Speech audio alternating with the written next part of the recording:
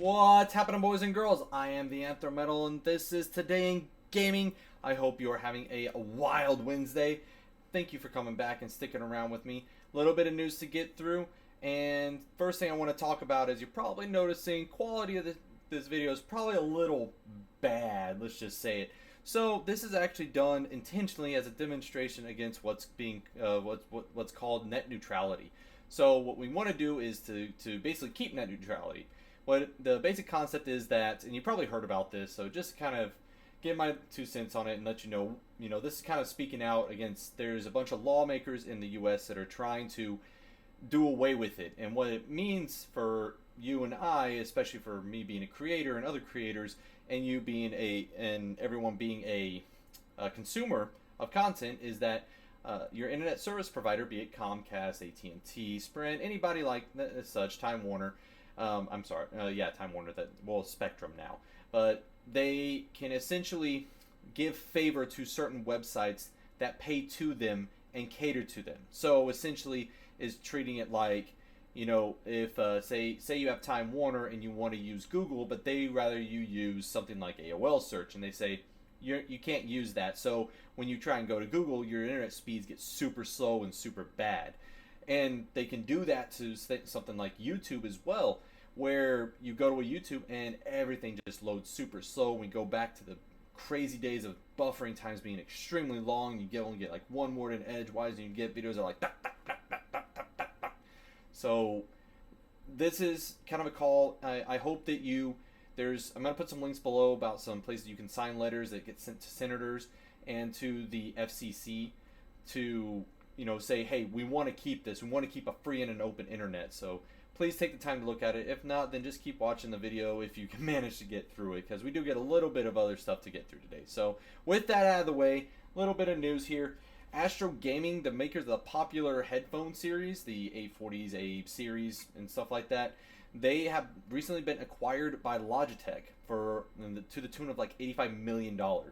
It's a pretty big get, pretty cool get for Logitech. They've actually been nabbing up little gaming tech companies for the last couple of years now. Logitech is actually, I love Logitech. I have a lot of stuff like that for just my computer itself. I've never had a problem with their products, and this is only going to be something better. I didn't even know this until I was looking at this article, that Astro headphones and Astro Gaming, they were owned by Skull Candy of all places. Skull Candy, right? If you don't know who Skull Candy is, they make kind of headphones and stuff. They're basically just kind of gaudy and bright, and I don't know. I've never been a real big fan of Skull Candy, but Astros are amazing. So I just thought it was awesome. So look for more. Hopefully that just met some expand, because Logitech already has another arm of their own headphones and stuff like that. So I'm really excited to see them, prosper and get doing a lot better. Then another news, and I don't like to focus too much on esports. This is just big, of course, because it's Overwatch. But Blizzard has announced the first 7 Overwatch teams and owners for the Overwatch League, the first season of the Overwatch League that they're going to have.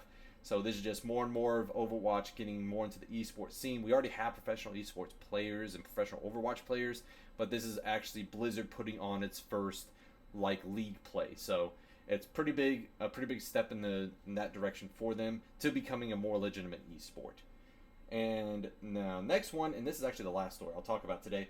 Rainbow Six Siege actually got a recent update which added loot boxes. They're going to be called alpha packs, where you can get a lot of cosmetic stuff like that, and they've showed some other kind of just skins and stuff for weapons.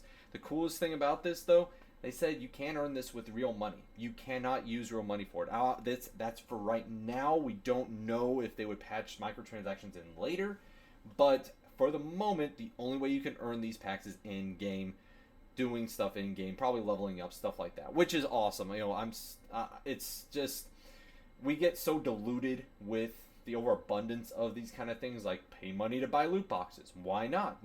$20 for cosmetic for 20 loot boxes or whatever, cosmetic items, that's it.